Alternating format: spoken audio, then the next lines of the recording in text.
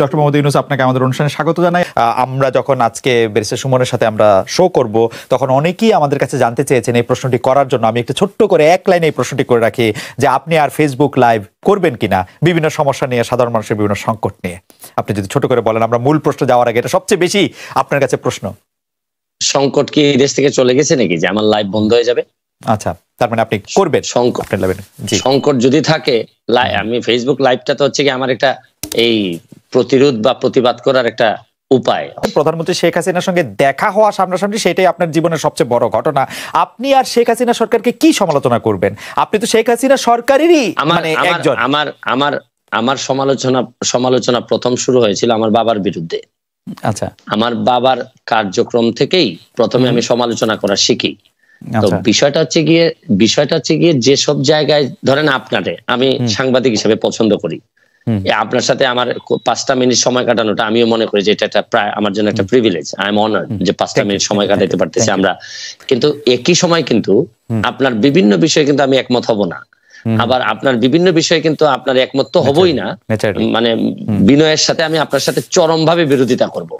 আমি কিন্তু বিষয়টা কিন্তু এরকম যে আমি হয়তো আপনার পক্ষে না, আপনার সাথে একমত না, কিন্তু আপনি যাতে আপনার পক্ষ কথা বলতে পারেন, এটার স্বাধীনতা আমি স্বাধীনতায় বিশ্বাস করি।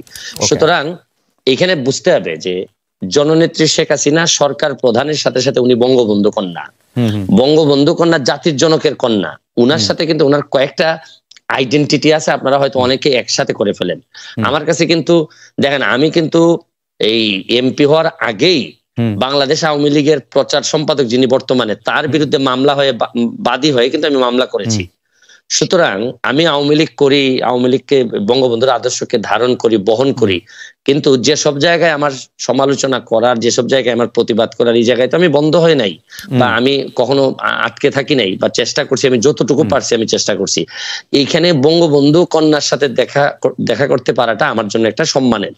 এইখানে আপনারা মিলাই ফেলবেন না, কিন্তু উনি সরকার প্রধান যখন হবেন তখন সরকারের দায় যতটুকু থাকবে, যতটুকু উনার নেয়ার বিষয় আছে, এখানে আমি হয়তো উনাকে বলবো যে মাননীয় নেত্রী, এখানে আমার মনে হয় কাজ করার সুযোগ আছে। আমার হয়তো বলার এখানে একটা জিনিস হয়েছে কি, এবার সংসদে আপনি কখনো কোনো খারাপ ভাষা হয়তো শুনবেন না, বকাবকি শুনবেন না, গালাগালি শুনবেন না। এইবারের সংসদ হবে ভদ্রলোকের সংসদ।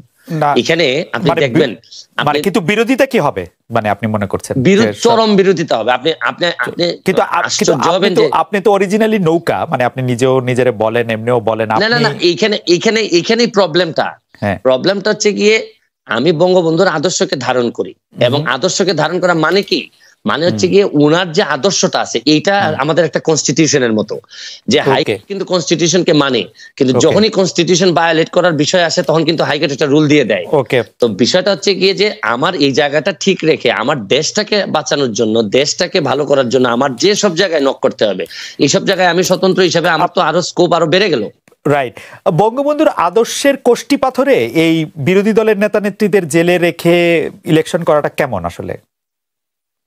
ব্যারিস্টার সাইদুল হক, আমি আপনার কাছ থেকে জানতে চাইবো যে সত্যি সরকার চায়, এবং একটি ফর্মুলা এসছে যে আমরা আসলে, আমি বারবার এই ফর্মুলাটি আসলে সরকার যারা সমর্থক, সাংবাদিক, বুদ্ধিজীবী, তাদের কাছে শুনছি যে বাংলাদেশে নাকি দেখতে হবে এরকম একটি ছাঁকনি দিয়ে যে কারা আসলে স্বাধীনতার সপক্ষের শক্তি, কারা স্বাধীনতার সপক্ষের শক্তি দুই, তারাই আসলে সরকারি দল বা বিরোধী দল থাকবে, বাকিরা সব বাদ পড়ে যাবে। এইটি সম্পর্কে আপনার একটু মতামত জানতে চাইবো।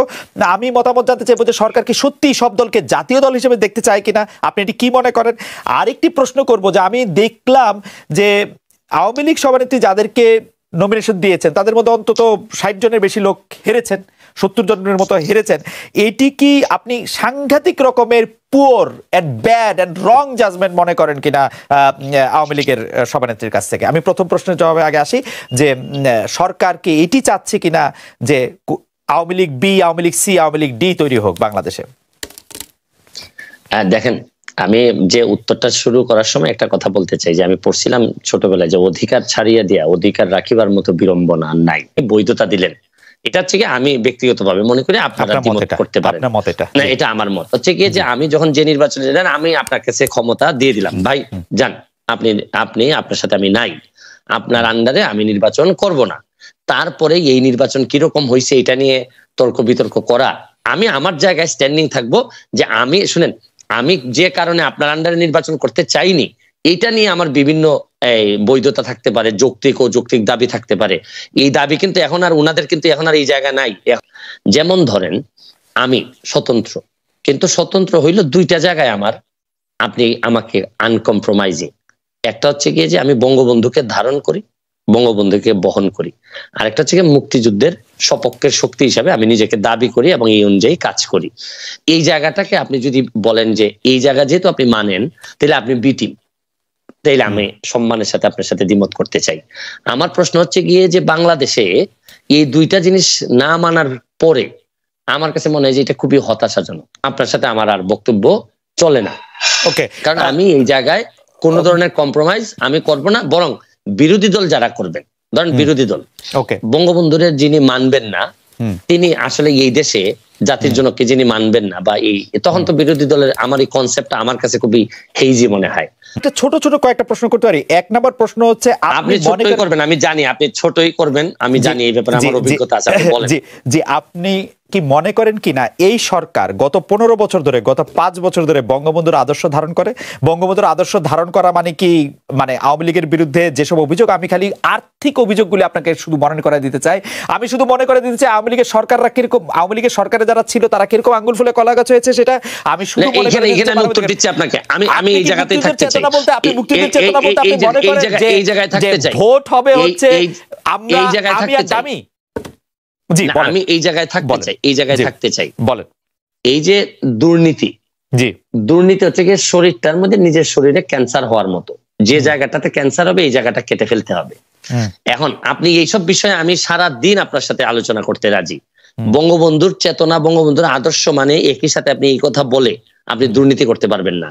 এই দুর্নীতি যেদিন আপনি করবেন তখন আপনার এই জায়গাটাকে আপনি আসলে রীতিমতো আপনি এই জায়গাটাকে নষ্ট করে দিলেন। এই ব্যাপারে আপনার সাথে আমার কোনো দ্বিমত নাই। ধরেন আপনি দুর্নীতি বলেন, সন্ত্রাস বলেন, মাদক বলেন, এইগুলা তো আলটিমেটলি আমাদের যেভাবে কনস্টিটিউশনের বাইরে যায়, বঙ্গবন্ধুর আদর্শের বাইরে যায়। এই ব্যাপারে আমি কিন্তু আপনার সাথে কোনোভাবেই দ্বিমত করব না। এবং এই কারণেই আমার যে ব্যারিস্টার সুমন হয়ে ওঠার যে গল্প, এখানে কিন্তু দেখেন আমার আওয়ামী লীগ করেও আওয়ামী লীগের প্রচার সম্পাদকের বিরুদ্ধে আমি মামলায় বাদী। আমি আওয়ামী লীগ করেও আমি যতজন মন্ত্রীর বিরুদ্ধে আমি কথা বলছি সবই হচ্ছে গিয়ে দুর্নীতি সংক্রান্ত বিষয় নিয়ে আমি কথা বলছি। আমি বলছি যে এটা কোনোভাবেই বঙ্গবন্ধুর আদর্শ হইতে পারে না। আমার সাথে আমি যুবলীগের আইন সম্পাদক হিসাবে অব্যাহতি পাই কেন, আপনি এটাও জানেন যে আমি যুবলীগের আইন সম্পাদক। আপনি প্রথম আমার ইন্টারভিউ নেন যুবলীগের আইন সম্পাদক হওয়ার পর। আমার অব্যাহতির কারণটা কি ছিল? আমার কারণটা ছিল আমি বলছিলাম যে একজন ওসি সাহেব আওয়ামী লীগ করার দরকার নাই। আমি বলছিলাম যে উনার এই মিছিল মিটিং করার দরকার নেই, আওয়ামী লীগ করার জন্য যথেষ্ট পরিমাণ মানুষজন আছে। কিন্তু এই ক্ষেত্রে তারপর আমাকে অব্যাহতি দেওয়া হলো। এখানে একটা মিসআন্ডারস্ট্যান্ডিং থেকেই যায়। আমি বলছি বাংলাদেশের হয়েছে কি, আপনি বাংলাদেশের আদর্শ, রাষ্ট্র, সরকার প্রধান, দলীয় প্রধান, এগুলার মানুষ এমন ভাবে গুলাই ফেলে যে এখন আমরা এক জায়গায় নিয়ে কথা বলতে পছন্দ করি। আসলে কিন্তু আমি সরাসরি প্রশ্ন করি, শেখ হাসিনা বঙ্গবন্ধুর আদর্শ ধারণ করেন বলে আপনি মনে করেন কিনা? অবশ্যই। আর মুক্তিযুদ্ধের চেতনার মধ্যে আপনি বলে রাখছেন, আপনি আমাদেরকে বলছেন, অনেক দর্শক আমাদেরকে দেখছেন, আপনারা শুনলে আসলে দর্শকরা 46,000 দর্শক একসঙ্গে লাইভ দেখছেন ইউটিউব এডিটে, বড় নাম্বার। তো আমরা মনে করি যে সকল দর্শকের সামনে আপনি বলছেন যে বঙ্গবন্ধুর আদর্শ এবং মুক্তিযুদ্ধের আদর্শের বাইরে কোনো কিছু হলে আপনি তার সঙ্গে নাই, আপনি সেটির মধ্যে বলবেন। আমরা এটি দেখবো যে আপনি এটি আসলে কিভাবে এটি পালন করেন বা কিভাবে এটি এক্সিকিউট করেন। নিশ্চয়ই আপনি আমাদেরকে এটি দেখাবেন।